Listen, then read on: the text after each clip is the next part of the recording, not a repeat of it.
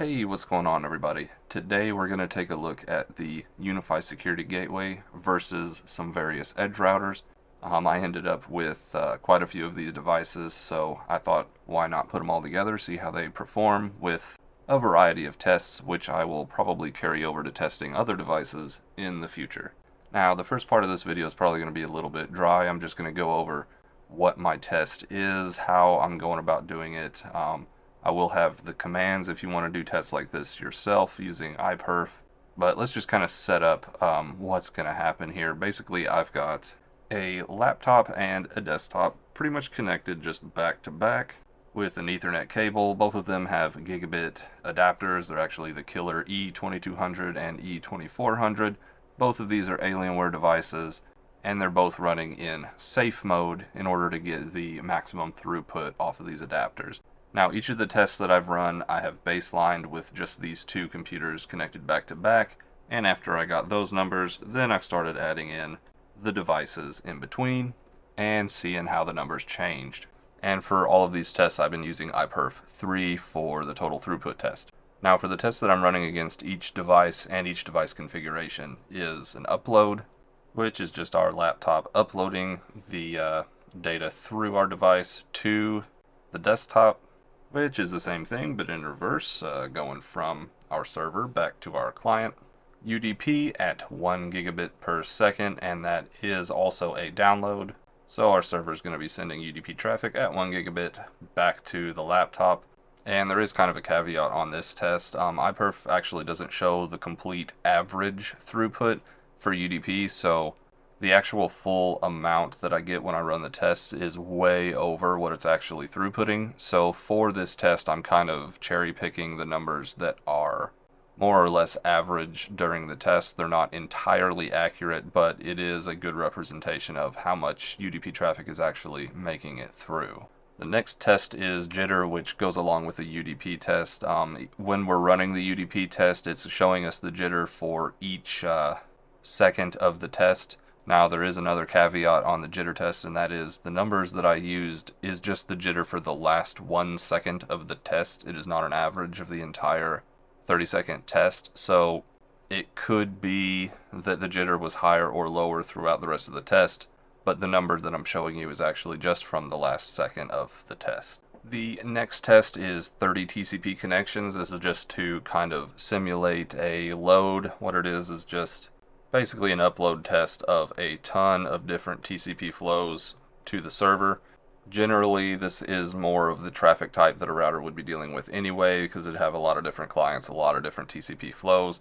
And this is just to kind of see how it deals with multiple different flows. And our last test is a bi-directional throughput test, so it's going to be upload and download at the same time. This is one of those tests that's been requested a few times, especially with the Edgerouter videos, because it's been brought to my attention that the Edgerouter actually can't throughput an entire symmetrical 1 gig connection. It can only do 1 gig in either direction. So this test is to see which devices can actually deal with both download and upload at the same time at the 1 gigabit speed. And again, we have a note on this, just because I tried to use iPerf 2 because it has the bidirectional test built in. However, because these are firewalls that I'm testing, the server actually had trouble connecting back to the client for the download portion. So what I did was I just ran 2 iPerf 3 connections, 1 upload, 1 download at the same time. And there is a little bit of overlap just because of the way I ran the test. I hit enter on one screen and then enter on another. So there's 1 to 2 seconds where each test had its full throughput, so there is a possibility that these numbers could be actually higher than the total baseline.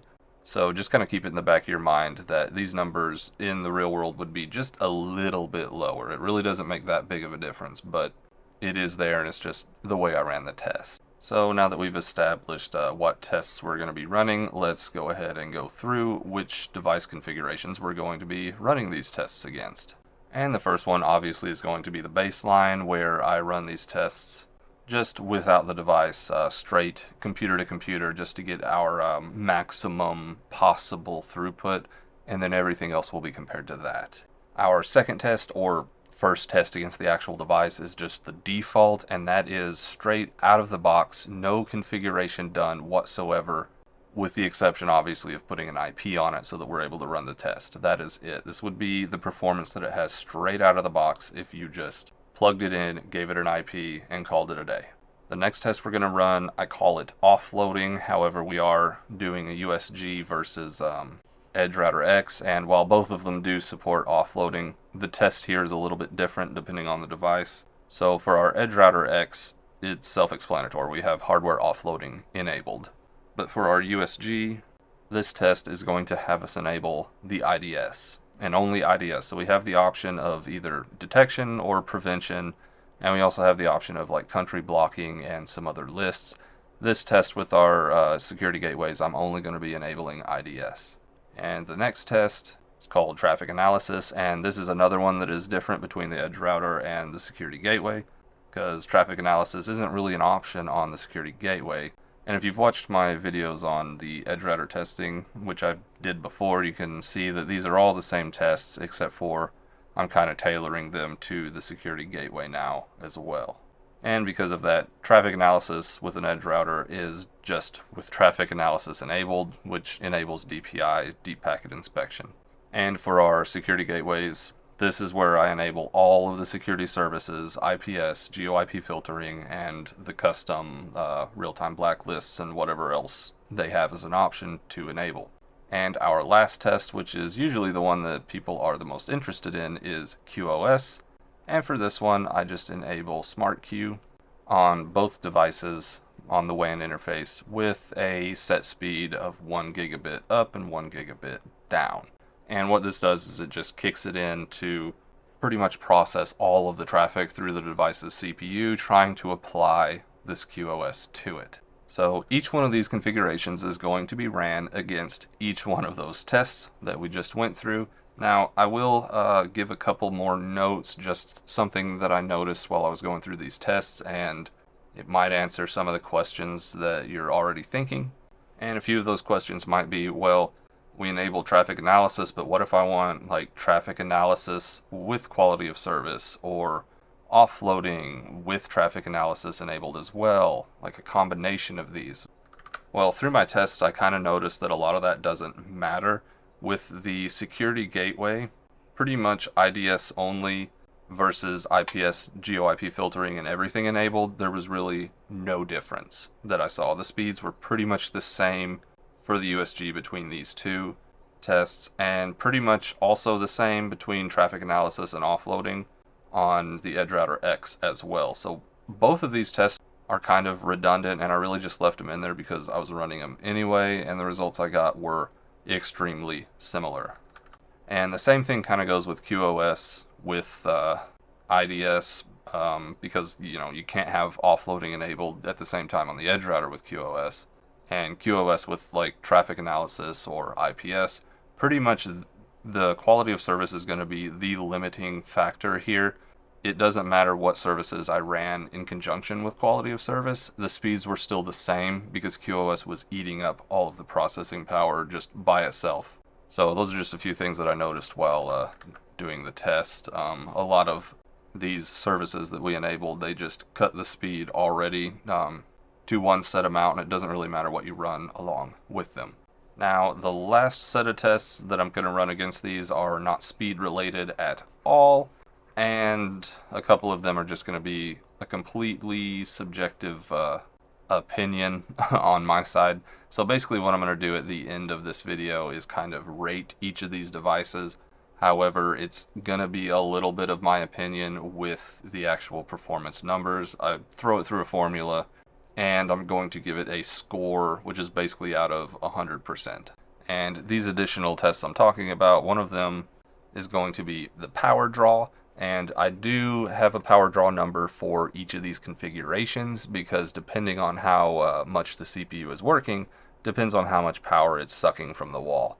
And this is, at least in my opinion, a pretty important point because I could plug up a Cisco router from 10 years ago that sucks 50 watts but gives me the same performance as one of these edge routers that can suck about 5.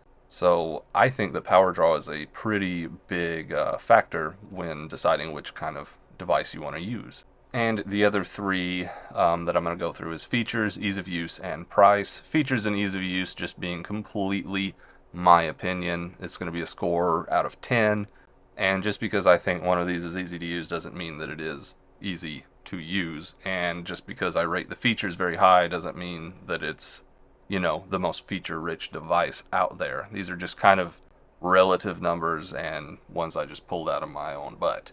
Now, price is a little bit more set in stone. I tried to take all the prices straight from ubnt.com's store, but if the devices weren't on there anymore, then I went to Amazon and pretty much just picked the first and most reasonable priced device that I could find. And then I just take all of these, plus all of those previous tests, throw them into a formula, and get my percentage, which is how I'm going to rate these devices. And here is just a spreadsheet screenshot of pretty much everything that I just talked about, with the addition of the actual iPerf commands that I am running, the IP and adapter information, plus a few of my notes. So pause the video, take a screenshot of that or whatever if you're interested, but at this point we're going to move on into actually looking at the results that I've got from these tests. And I really wish that Microsoft wouldn't have changed how the whiteboard and snipping applications work, but here we are. I think it looks gross on video, but at least we have some test results to go through. Now, first thing I'm going to talk about is the baseline.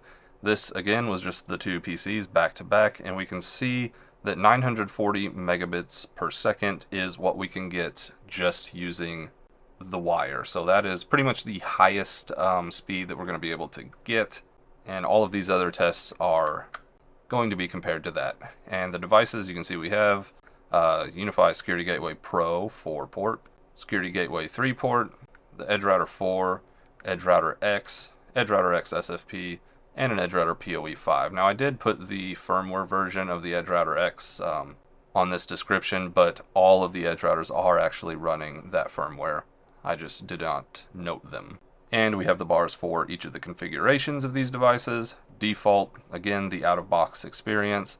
Offloading for the Edgerouter, IDS for our security gateways, traffic analysis for the Edgerouter, or IPS and all the other security services for the security gateways, and then quality of service, smart queue at 1,000. And as I said in my just extra notes, kind of these two middle tests are very much the same across the board. This one's a little bit off for some reason. But the offloading versus traffic analysis, or IDS versus IPS for the security gateways, really doesn't matter. These speeds are very similar no matter which way you cut it. And QoS is always going to be the slowest option on these. So how do these things do? Can we run them on a gigabit connection or what? Well, Security Gateway Pro 4 can pretty much do line rate out of the box. Now that is with no security services or anything running. That's just purely a router.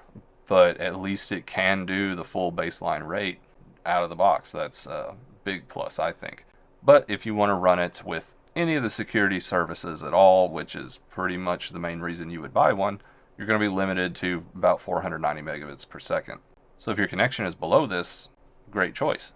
Now, if we turn QoS on and try to run Smart Queue, then that's going to limit us back down to about 300.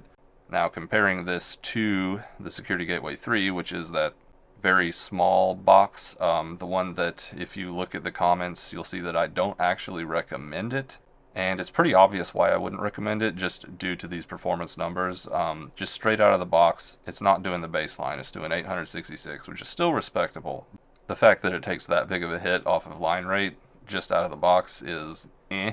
And if we want to do any security services at all, our connection better be under 200 megabits, because 180 is about all it can do with the security services, and bump that down to barely 100 megabits with Smart Queue enabled. Now we can start comparing our edge routers together. Edgerouter 4 here is the newest, most powerful edge router we have in the lineup, and you can see it doesn't quite do full line rate out of the box, but it's really not that far off. And if we enable offloading and traffic analysis, really this number does not change at all. In my eyes, all of these are pretty much equal, so it doesn't matter if we're offloading, not offloading, or if we have DPI enabled, this thing's going to do 930 to 940 megabits of throughput with this upload test.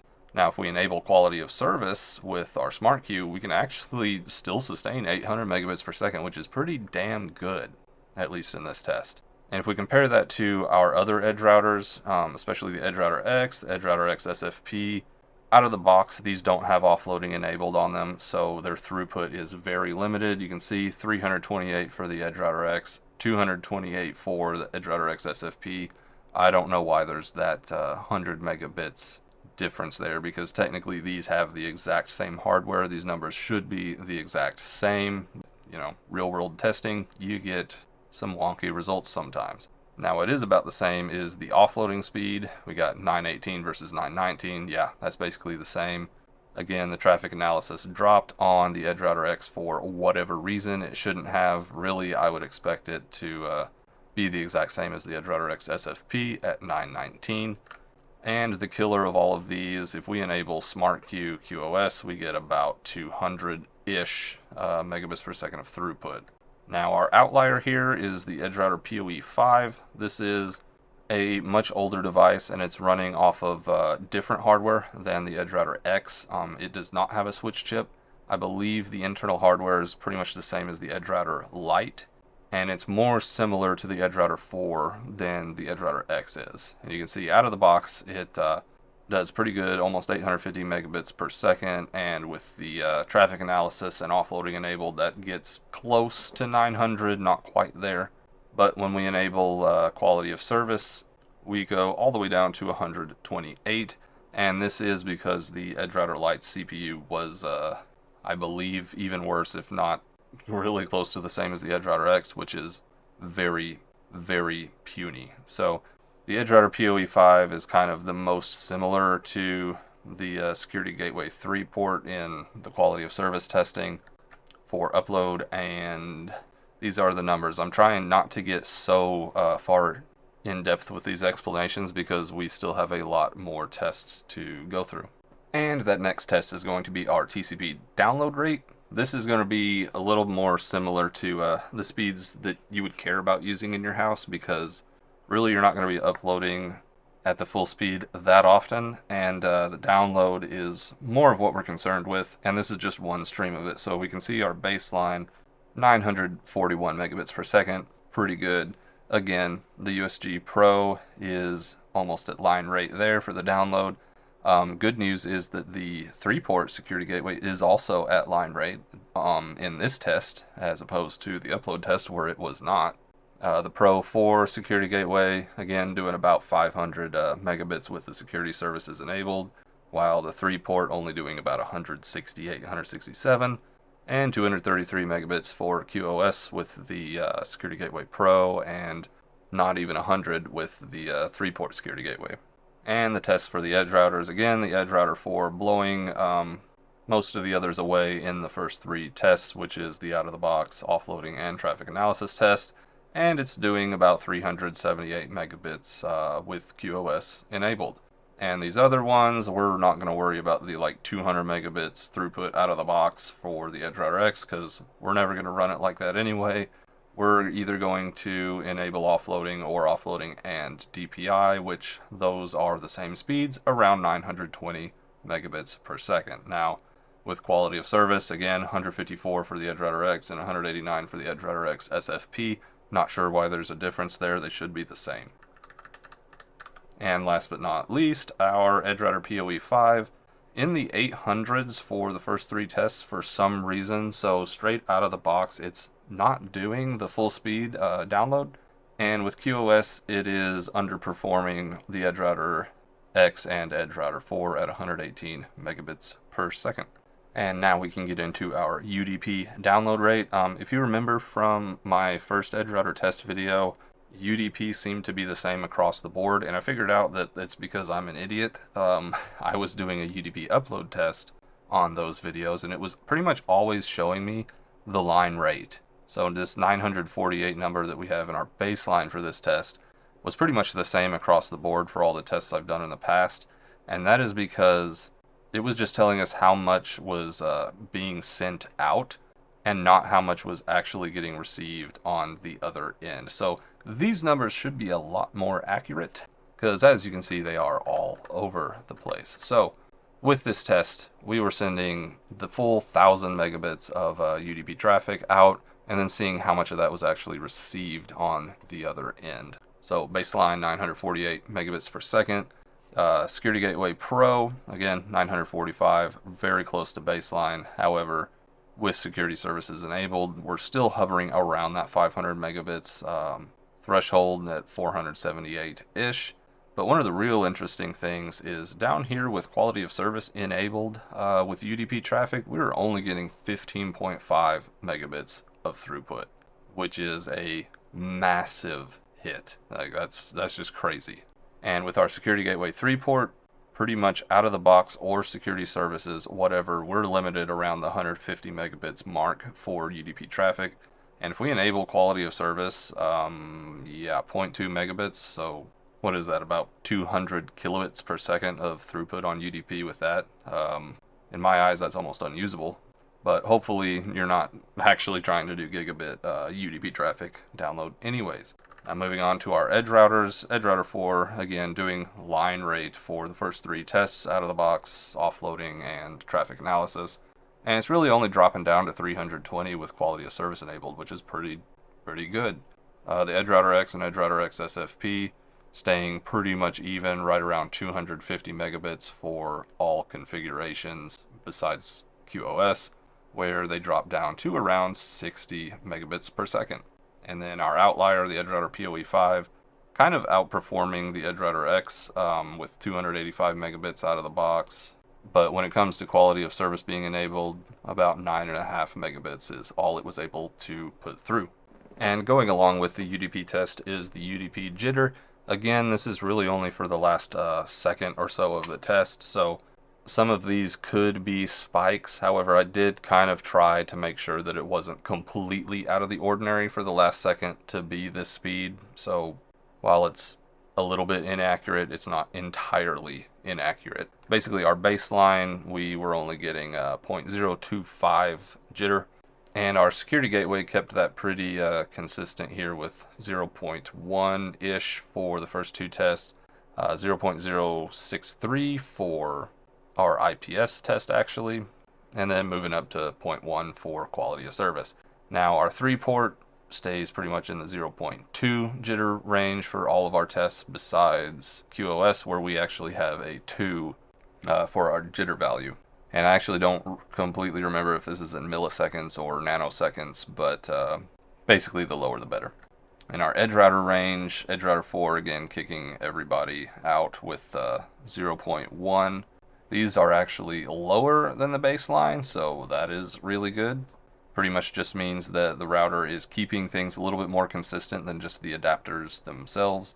And we're only getting that 0.2 with QoS enabled. So running QoS on our Edgerouter 4 gives us pretty much the same jitter as all of the tests on our Security Gateway 3. Moving along, Edgerouter X out of the box, 1.9, and with QoS 1.8, so those are those spikes. But on average with the other tests, 0.1 roundabouts. And the same should be seen with the SFP, and they're pretty close. It just doesn't have that spike for the out-of-the-box test. That could just be a fluke with the testing. Again, quality of service, the last second of the test had a 1 for jitter. And with our Edgerouter PoE5, 0.1, 0.4, 0.1, 0.5. Pretty close across the board, no real insane spikes there. And here we come to our 30 parallel TCP connection rate. This one more or less simulates the kind of traffic you would be dealing with anyway, with multiple different TCP flows, not just a single upload or single download. So really, I think these numbers matter a lot more than the previous ones, but you know, all the tests together paint a pretty good picture. But our baseline, 938 megabits. Again, our security gateways are pretty much doing line rate with the out-of-the-box configuration, as well as our Edgerouter 4 in the first 3 tests.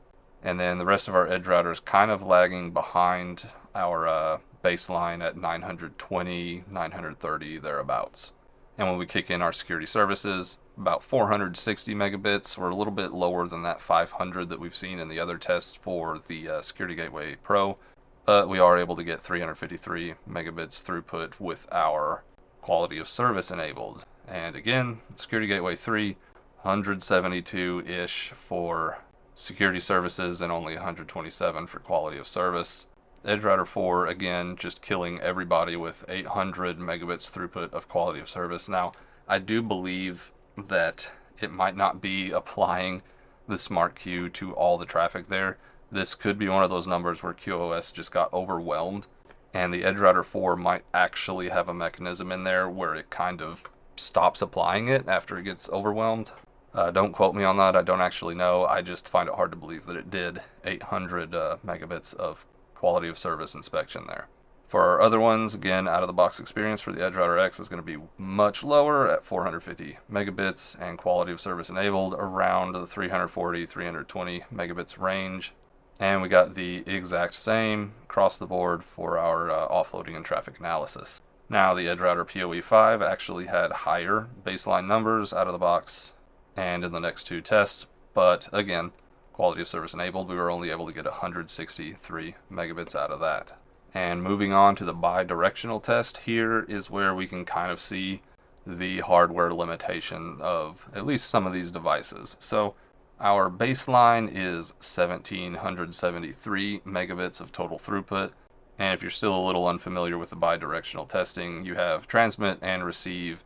And even though you have a 1 gigabit connection, that's really 1 gigabit in each direction. So theoretically, you should be able to get about 2 gigabits of total throughput, 1 gigabit coming down, 1 gigabit going up at the same time.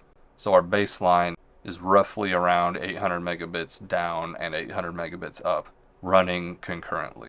And for this test, all I did was run two iPerf 3 tests, one of them upload, one of them download, and I added the averages together. And we can see that our Security Gateway 4 actually exceeded this baseline. This is kind of that note that I said at the beginning where there is a little bit of overlap with the test. Technically, there's 1 or 2 seconds where either the upload or the download had full reign of the throughput, so that can skew the number a little bit, but it is pretty close. Basically, the Security Gateway 4 is able to do the line rate in both directions. And our Security Gateway 3 coming fairly close, 1744, basically line rate, probably a little bit slower, but still pretty good. For security services, our Security Gateway 4 is still keeping around the 500 megabit total throughput area, so that's good, 530. And with quality of service, 312.6 megabits throughput in both directions. And again, the Security Gateway 3, 176-ish for the security services, and not even 100 with quality of service enabled. Now, looking at these tests for the Edgerouter, this is really why I decided to run them. The Edgerouter 4 is basically doing line rate no matter what you do besides quality of service, where it'll only do 500 bi-directional. But really, it's able to keep up with the line out of the box with traffic analysis or offloading enabled. But the Edgerouter X, Edgerouter X-SFP, with offloading enabled or DPI enabled, they're only able to do 940, which is the line rate baseline of one direction. So yes, I can confirm that you cannot put a full gigabit of traffic through an Edgerouter X in both directions. It's really only capable of that speed one direction at a time. And again, the out-of-the-box numbers are a lot lower, about 245, and quality of service was 201 here. And then again with our outlier, which is a little bit interesting, it can do over a gigabit, but it's kind of between the Edgerouter 4 and the Edgerouter X. It's not quite really anywhere, about 1462 megabits of total throughput in both directions. It's not the line rate, but it's not under a gigabit either, so fairly good choice there, I guess. But quality of service is still one of the lowest at 127 megabits of throughput. And that concludes our actual speed testing. Now we're moving into those other tests I was talking about with power draw, my two subjective tests, and then price. So here's the power chart that I have. I used a Casa smart plug and just looked at how much power it was drawing during the 30 connections test, because that was probably going to be the most processor intensive test anyway. And these are the numbers I got. So Security Gateway 4 does perform the best out of the two security gateways. However, it sucks the most power. So just straight idle, nothing plugged into it, it's going to be taking roughly 17 watts of power. And at the most, with the security services enabled or quality of service, we've got about 20 to 21 watts of power being drawn. Compare that with the Security Gateway 3 port, which sucks about 9 watts at peak and about 7 at idle. Yeah, it performs a lot less, but it's also using half the power. And then we get into our edge routers. So the Edgerouter 4, which with raw throughput and all the other tests you saw, it outperformed everything else. And it only did 8 watts max that I saw, and it takes about 7 watts at idle, so pretty low, but not as low as the two Edgerouter X's, which that's kind of the reason they're so awesome. I mean, look at that, 2 watts at idle, and you're really only using about 4 to 5 watts under full load. So very power efficient there for the Edgerouter X's. And then the Edgerouter PoE5, again, it is an older device. It's probably not optimized very well for power draw. About 12 watts max and 8.5 at idle. Considering that it was kind of middle of the pack between the Edgerouter 4 and the Edgerouter X, at least with power draw, that's not really a good place for it to be.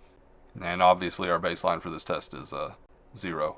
And here comes our first entirely opinion-based test. And this chart is a little bit different than the previous ones. For each of these sections here, we actually have the topic that I'm rating, and each of the bars are the different devices. So the topics that I'm rating these against is advanced configuration. Basically, how much can you do with this past regular home use? UTM, which is Unified Threat Management. That's basically for the security gateways. How much is it worth as a security device? Firewall, pretty self-explanatory. How well does it work as a firewall? UDM, which is Unified Device Management, basically software-defined networking, SDN. How well can you tie this back to central management, basically? And then expandability is pretty much just a function of how many ports the device has. So that one's not entirely an opinion. But here in the advanced configuration, baseline is 10, just because that's the highest amount we can get.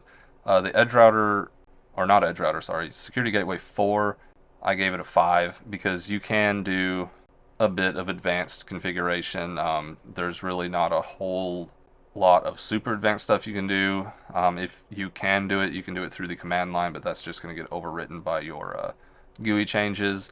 So it's held back a little bit by the Unifi controller where its options are limited. And I gave the Security Gateway 3 a less score of 4 just because it supports less of the security features than the Security Gateway 4. So I think there is about 31 different security services you can enable with the Security Gateway Pro 4, and I think there's only like 11 that are on the Security Gateway 3. And now for all of the edge routers, I gave them all 9s because the edge router, you can get pretty advanced with the configurations, especially for the price and the form factor. I mean, you could run MPLS on them if you want to. It's there. You can run VRRP. It's there. And while a lot of these are only configurable through the command line interface, they are not overwritten when you make changes in the GUI, which is nice. Now the next area, UTM, Unified Threat Management. Again, I gave the Security Gateway 4 an 8 and Security Gateway 3 a 7 for those same reasons of just the number areas that the Pro is able to do over the 3. And I gave all of the edge routers a 1 because they don't have threat management. They are just a firewall. They're not going to scan anything. The most it'll do is deep packet inspection and tell you where things are going. It's not going to take any action on them whatsoever, with the exception of custom manual blacklists, which I do not count that as UTM. That is just a statically configured blacklist. Next one is firewall. This one's kind of dumb. I gave both of the security gateways a 7 just because I don't like the way the firewall's configured through the Unifi controller, and I gave all of the edge routers an 8 because I think it's a little bit more simple to manage the firewall, but really both of these are decent, simple firewalls. Next one, Unified Device Management. Both of the security gateways got a 9 because I think the Unifi controller is pretty awesome. Fairly straightforward to use, minus all of the interface changes that they've been doing recently.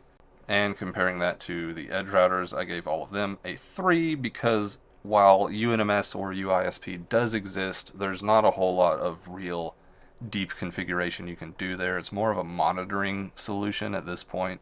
And each of these Edgerouters, you have to configure each of them standalone through the interface GUI. So there's not really good unified device management with the Edgerouters.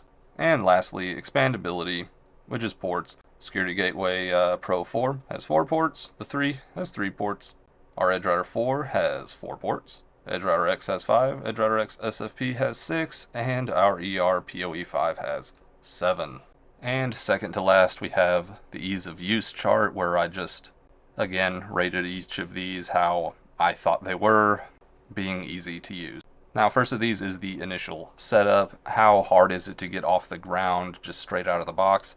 I gave the security gateways an 8 because if you have a controller already running, you just plug it in, you adopt it, and boom, it's already a part of your Unifi ecosystem. Add it to a new site, whatever. It's pretty straightforward. I gave the Edgerouters a 5 because you can't really just plug it in and push a config to it. You got to plug it in, connect to the interface, go through the initial setup wizard, give it the settings that you want, then reboot it, and it's ready to go. So a little bit more involved to set up the Edgerouters than the security gateways, but I wouldn't say that either of them are specifically difficult. Now the next one is maintenance. This is kind of just how well they run on their own, I guess, like how often you have to touch them or reboot them or do something just to keep them working. And I really just gave them all 8s because I've never really had an issue once they're configured and set. They kind of just go about their business, and I really don't have to touch either of them at all unless I'm making a configuration change or a firmware update or whatever. So they all get 8s here. Next section is the firmware upgrades. This is just kind of how easy it is to update the devices. I gave both of the Unifis a 9 because you pretty much just hit a button that pushes the firmware and reboots it automatically. There is an option to automatically update firmware, even though I usually keep that disabled. The option is there, it's pretty easy. And I gave all the Edgerouters a 5 because you have to go to each one of them individually and upload the firmware and reboot, unless you have UNMS or UISP deployed, where you can do the one button firmware upgrades as well, but that is an optional piece of software. Now, troubleshooting. How easy is it to kind of narrow down problems when they happen? I gave the security gateways a 4 because I personally find it very difficult to troubleshoot really anything through the Unifi controller. Usually when I'm troubleshooting, I want to see a packet capture, I want to see an ARP table, I want to see a MAC address table, and none of these are really visible straight in the interface. You kind of got to clunk around through a bunch of different menus to get the information that you want. And sometimes, in my experience, it's even wrong. So I don't rate them very high on actual troubleshooting, but I do rate the Edgerouters pretty high because you can get into the command line interface, you can look at the ARP table, you can look at the MAC address table, and you can even run a packet capture on them. So for that reason, I rate them higher. And lastly, we have configuration updates. How easy is it to make a change in the network, say update a port configuration, add a firewall rule, subtract a firewall rule, etc. I gave the security gateways a 7 because the Unifi controller, it's pretty easy to make a change and push it to multiple devices at the same time. And I gave the Edgerouters a 5 because it is easy to make configuration updates, but because you have to go to each one individually, it can take a little bit more time. It's a little bit more inconvenient. And lastly, we have the cost. Now again, I tried to pull all of these from UB&T's website. I think the only exception is the Edgerouter PoE5. They do not have that on there anymore, so I had to go to Amazon to get a price. And all of these are in USD, and they do not include shipping. So here we can see that the Edgerouter Pro-4 is our most expensive device at $344. Our Edgerouter 4 is the next most expensive at $200, and the Amazon price I found for the ERPOE5 was also $200. I don't believe it was this high MSRP, but I don't remember and I don't have the records to go back and check. Our cheapest device being the straight Edgerouter X, which MSRP on ubnt.com is $60. And if you want the SFP version, that's $100. Now, the middle of the road guy is our Security Gateway 3 at $140. Obviously, our baseline is 0 because it's a cable. And finally, our total percentage score, which is just all of these different tests and the subjective things put together, ran through a formula to kind of get a good idea of how I would rate them. So the higher the throughput in the tests, obviously the higher the score. The lower the power draw, the higher the score. The more points out of 10 on the subjective tests, the higher the score. And the lower the price, the higher the score. So putting all of that through the dumb formula that I made up, you can see that the highest possible value is actually 95.38, not 100. So even the baseline did not get the entire 100%. But in our tests, in my opinion, the Edgerouter 4 had the best price to performance and power draw ratio, 69.98. Nice. It basically got this because it doesn't draw very much power, and it's able to do line rate in a lot of tests. It consistently outperformed all the other devices, be it out of the box, traffic analysis, or quality of service. It had the highest numbers in all of those tests. It had one of the lower power draws, and it may have had one of the higher prices, but that's, I believe, offset a little bit by the performance that you get from it. And that is why I have it rated number 1. Now, these other ones, the Edgerouters, I'm actually kind of surprised that the Edgerouter PoE 5 has the higher score. I would not recommend that device at this point. It is too old, draws too much power, and it does not have that much performance. Now, it might outperform the Edgerouter X's in specific scenarios, but I don't think overall it has the performance there. But these are all very roughly the same. I do believe the actual port capacity is still somewhat at play here, where the Edgerouter PoE 5 had, 6 or 7 ports. SFP had 6, and the actual Edgerouter has 5. So that is a factor there, and that's probably the only difference between these two, really. With the security gateways, they are both in last place. The 3-port actually not being that far behind the Pro, even though the performance was a lot different. I believe a lot of that has to do with the Pro 4 being the highest price device, and the 3-port being a lot lower. I really wouldn't recommend either of these. If you can find a Pro 4 for definitely not MSRP, then it's probably not a terrible option, but there is no way that I would pay that much for one out of the box. Definitely would get a Dream Machine or something, because the prices are very similar, and I know that the Dream Machine would outperform it. And I wish I had a Dream Machine to put through this test. Hopefully I'll have one in the future and we can revisit this. Definitely wouldn't recommend the Security Gateway 3 really for anything. The performance numbers were abysmal. It supports less threat detection than the Pro, and it's just overall an old, underpowered device, in my opinion. It really does not do enough. Again, I could see you using it if you just stumbled upon one, got one for free, maybe paid $50 for one, you were putting it in some branch office somewhere that already had a cruddy connection. Like, there's not many scenarios that I would recommend the Security Gateway 3-port for. And that is the end of this video and my testing. Hopefully I'll get around to do this again soon. Really, all of this data I've been gathering is to compare some other devices to these, and I thought it would be interesting to kind of see the Security Gateway devices versus the Edgerouter devices in performance and some other tests as well. But in the future, if I do test other devices, I will be adding them and comparing them against this list. So more to come on that. In the meantime, hopefully you enjoyed this video. Hopefully you learned a little bit something about how these devices perform. And as always, happy networking.